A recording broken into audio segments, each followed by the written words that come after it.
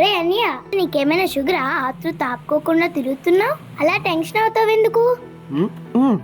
Sugar కాదే, రేపు elections ఉన్నాయి, అందుకే నాకు ఆతృతగా ఉంది. ఎలక్షన్సా అంటే ఏంటి? నీకు ఎలా చెప్పాలి? ఎలక్షన్స్ అంటే దీపావళి లాంటిది. దీపావళి అంటే చిన్నపిల్లలందరూ టపాస్కాయలు కాల్చుకుంటారు, అదేనా?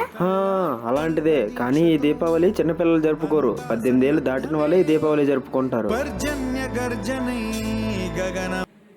మరి ఎలా కాల్చాలో కూడా చెప్పు. మనం టపాసుల్ని జాగ్రత్తగా కాల్చాలి.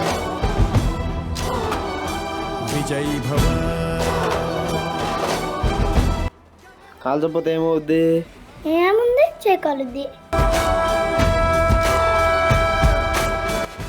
అలానే మనం ఎలక్షన్స్ లో కూడా జాగ్రత్తగా బాధ్యతగా ఓటు వేయాలి. రేయ్, ఓటేయడానికి రావా? గేమ్ ఆడుతానరా, వేస్తానులే ఓటు, తర్వాత వేద్దాం, దానికే ఉంది. ఇప్పుడు కానీ నువ్వు ఓటేయడానికి రాకపోతే నీ జీవితం మొత్తం ఆటల పాలే అవుతుంది.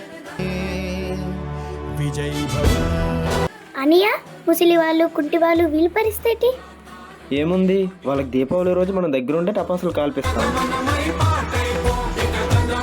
అలానే ఎలక్షన్స్ లో కూడా మనమే దగ్గరుండి వాళ్ళకి ఓటు వేయించాలి.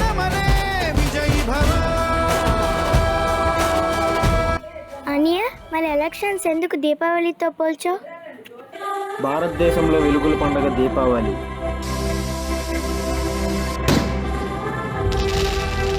అలానే మన జీవితంలో వెలుగులు నిండాలంటే ఓటింగ్కి రావాలి.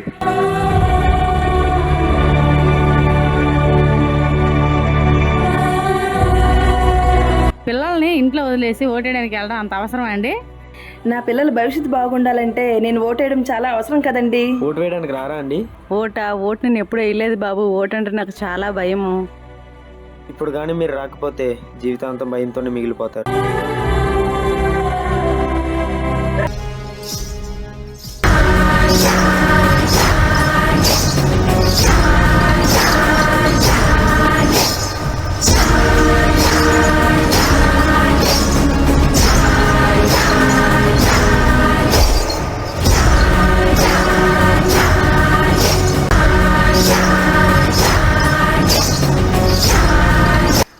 దీపావళి ఈస్ లైట్ఫుల్.